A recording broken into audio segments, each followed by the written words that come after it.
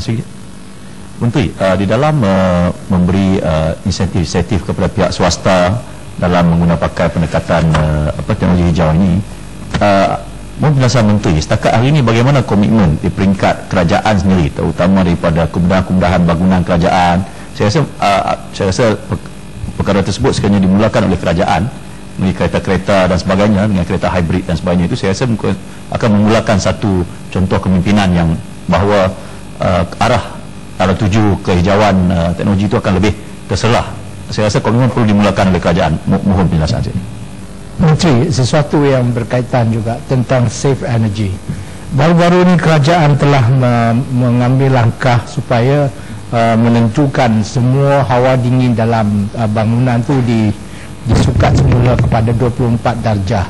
Bagaimanakah sambutan daripada pihak swasta dan juga pihak awam mengenai kempen ini, sama ada telah mendatangkan maklum balas yang positif dan sebagainya? Terima kasih. Menteri, bisa tokoh sedikit.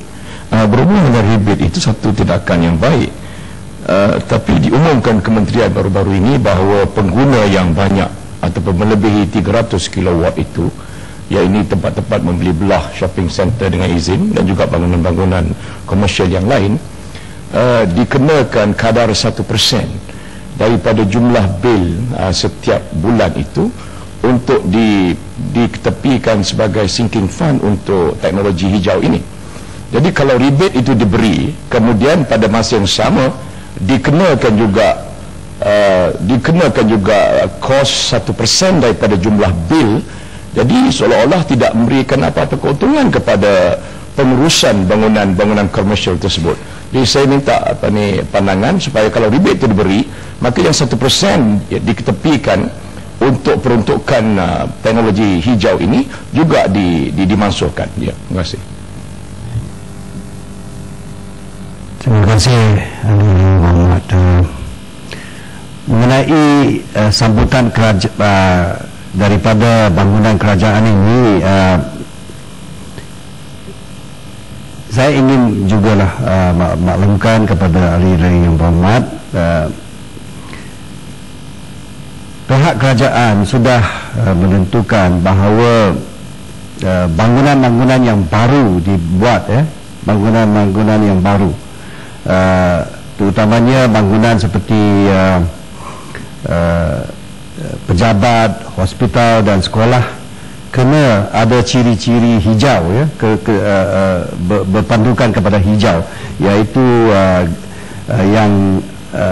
yang ditetapkan dalam Green Building Index yang sekarang digunakan pakai di seluruh negara oleh pihak swasta, dan sebagai satu amalan yang berpandukan kepada teladan kepada usaha ini, kerajaan juga sebut pihak bangunan yang sudah lama, mereka akan berusaha untuk mengadakan retrofit dengan izin, retrofit proses di mana kalaulah bangunan tersebut kenalah menukarkan hawa dingin seumpamanya, mereka kenalah gunakan hawa dingin yang efisien dan cekap tenaga, dan lain-lain kaedah, termasuk juga menggunakan suhu hawa dingin tidak mengurangkan 24 degree Celsius. Dan semua ini adalah cara-cara yang di mana pihak kerajaan melaksanakan atau menggunakan kaedah yang berpandukan kepada untuk mengurangkan pelepasan karbon dioksida, iaitu di mana kita boleh mencapai apa yang janjikan oleh pihak Perdana Menteri di Copenhagen dalam tahun 2009, di mana pihak kerajaan Malaysia sudah menetapkan bahawa kita akan mengurangkan pelepasan karbon dioksida ke udara dalam 40% dibandingkan dengan apa yang ada dicatatkan pada tahun 2005. Dan inilah langkah-langkah yang proaktif yang dijalankan oleh pihak kerajaan.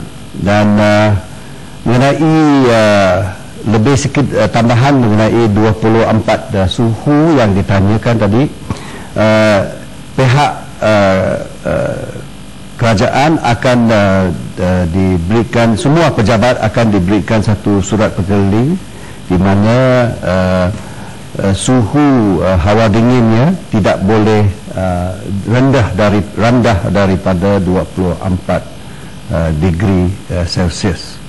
Dan sambutan ini adalah agak baiklah, ya. Sambutan adalah agak baik, tetapi dia tidak terpakai dalam bilik-bilik yang tertentu seperti bilik pembedahan di hospital, ya, di mana operation roomnya kenalah ada suhu yang lebih rendah.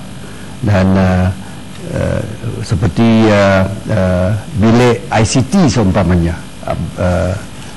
bilik tersebut pun tidak perlu mematuhi arahan ini.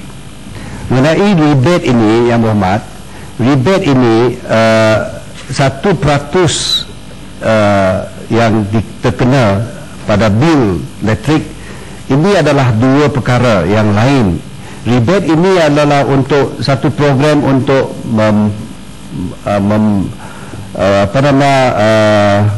memberikan satu rancangan kepada usaha untuk guna kaedah tenaga cekap, peralatan-peralatan tenaga cekap. Tetapi 1% yang kita kena kepada bil elektrik ini adalah untuk tabung FIT, feed-in tariff, di mana tabung ini kena diisikan oleh semua pengguna elektrik di negara kita. Dan 1% ini adalah khas untuk